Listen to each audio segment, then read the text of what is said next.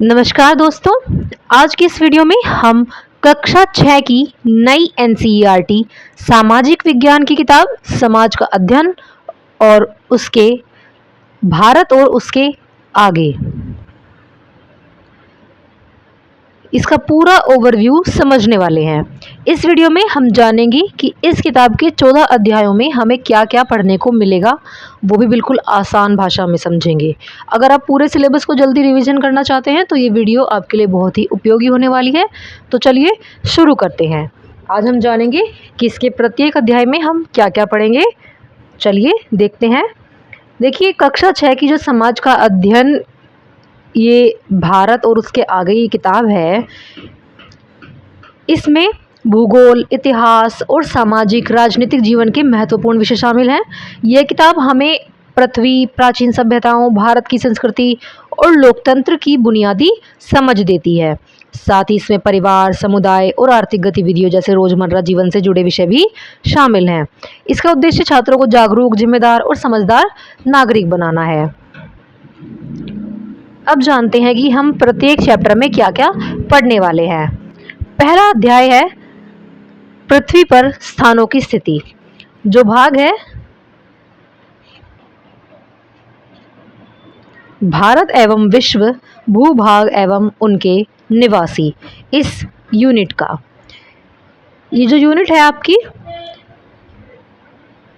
भूगोल की यूनिट है, ठीक है, क्योंकि इसमें बात की गई है भारत के, विश्व के भूभाग और उनके निवासियों के बारे में, ठीक है।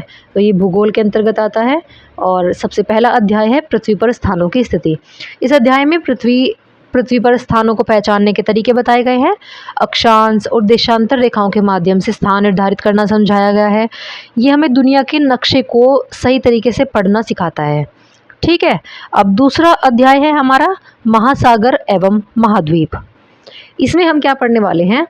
इसमें पृथ्वी के 7 महाद्वीपों और 5 महासागरों के बारे में बताया गया है। अगर आप जानते हैं कि वो 7 महाद्वीप और 5 महासागर कौन कौन से हैं तो हमें कमेंट करके ज़रूर बताइएगा।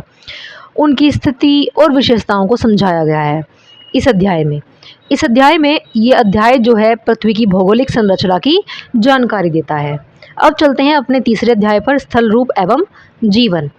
इस अध्याय में पर्वत, मैदान और पठार जैसे स्थल रूपों को समझाया गया है।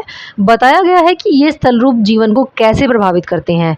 यह प्राकृतिक वातावरण और मानव जीवन के संबंध को दर्शाता है। अब चलते हैं इतिहास पर। अगली यूनिट है हमारी इतिहास से। अतीत के चित्रपट, अतीत यानी कि पिछला जीवन, ठीक है। ये अतीत के चित्रपट की बात करता है, यानी कि ये इतिहास से संबंधित है। इसमें सबसे पहले पढ़ेंगे आप अध्याय 4, इतिहास की समय रेखा एवं उसके स्रोत। इसके अंतर्गत आएगा कि इसमें इतिहास को समझने के लिए समय रेखा का उपयोग बताया गया है और पुरातात्विक और लिखित स्रोतों के बारे में जानकारी दी गई है। ये हमें अतीत को क्रमबद्ध तरीके से समझना सिखाता है। अगला अध्याय है भारत अर्थात इंडिया।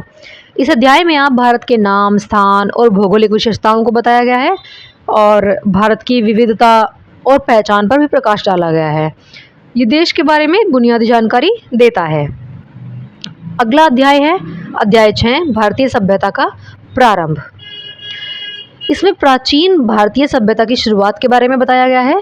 सिंधु घाटी सभ्यता और उसके जीवन को समझाया गया है। ये भारत के शुरुआती इतिहास की झलक देता है।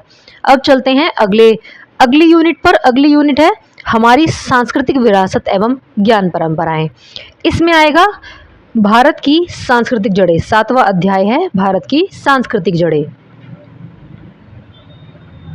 देखिए, इस अध्याय में आप क्या पढ़ने वाले हैं? भारत की संस्कृति और परंपराओं की उत्पत्ति कैसे हुई थी, ये हम इस अध्याय में पढ़ेंगे। विभिन्न धर्म, भाषा और परंपराएं, ये सभी हम इस अध्याय में जानेंगे और भारत की सांस्कृतिक विविधता को भी ये अध्याय जो है दर्शाता है, बहुत अच्छे से बताता है। अब चलते हैं अगले अध्याय पर। अगला अध्याय है विविधता में एकता या एक में अनेक। देखिए, इसमें भारत की विविधता और उसमें एकता को समझाया हुआ है। भिन्न भिन्न संस्कृतियों के बावजूद एकता कैसे बनी रहती है, ये भी बताया गया है। और ये जो है चैप्टर, हमारा अध्याय है, ये सामाजिक सद्भाव का संदेश देता है। अब चलते हैं अगली यूनिट पर। अगली यूनिट है शासन और लोकतंत्र। इसमें पहला अध्याय हो जाएगा अध्याय 9 परिवार और समुदाय। देखिए जैसे कि नाम से ही पता चलता है कि इसमें हम परिवार और हमारे समाज के बारे में जानेंगे। हमारे जीवन में जो है परिवार की और समाज की भूमिका क्या होती है ये इस अध्याय में समझाया गया है। लोग कैसे एक दूसरे के साथ मिलकर रहते हैं ये भी बताया गया है और सामाजिक संबंधों की बुनियाद जो है वो इस अध्याय में अच्छे से समझाई गई है। अगला अध्याय है अध्याय 10 आधारभूत लोकतंत्र भाग 1 शासन। इसमें आप शासन की अवधारणाओं और उसकी आवश्यकताओं को समझेंगे, सरकार के कार्य, जिम्मेदारियां ये सब भी समझेंगे और अध्याय जो है लोकतंत्र की बुनियादी समझ को दिखाता है, समझाता है। अगला अध्याय है आधारभूत लोकतंत्र भाग 2 ग्रामीण क्षेत्रों में स्थानीय सरकार। इस अध्याय में पंचायत व्यवस्था के बारे में बताया गया है, गांव में सरकार कैसे काम करती है ये भी समझाया गया है और ये स्थानीय शासन की कार्यप्रणाली को दर्शाता है। अगला अध्याय है आधारभूत लोकतंत्र भाग 3 नगरीय क्षेत्रों में स्थानीय सरकार। इसमें नगर निगम और नगर पालिका की भूमिका को समझाया गया है, शहरों में प्रशासन कैसे चलता है ये भी बताया गया है। यह शहरी शासन व्यवस्था को समझने में मदद करता है। अगली यूनिट है हमारे आसपास का आर्थिक जीवन। आर्थिक जीवन संबंधित है अर्थशास्त्र से, ये हो जाएगा आपका अर्थशास्त्र से संबंधित। इसमें आपका अध्याय है अध्याय 13 कार्य का महत्व। इस अध्याय में काम के महत्व, विभिन्न प्रकार के कार्यों को बताया गया है, हर काम का सम्मान और उसकी आवश्यकता को भी समझाया गया है। यह मेहनत और सम्मान की भावना को बढ़ावा देता है। अब चलते हैं अपने अगले अध्याय पर। अगला अध्याय है हमारे आसपास की आर्थिक गतिविधियाँ। इसमें रोजमर्रा की आर्थिक गतिविधियों को समझाया गया है, खरीद बिक्री उत्पादन और सेवाओं के बारे में जानकारी दी गई है। यह अर्थव्यवस्था की बुनियादी समझ प्रदान करता है।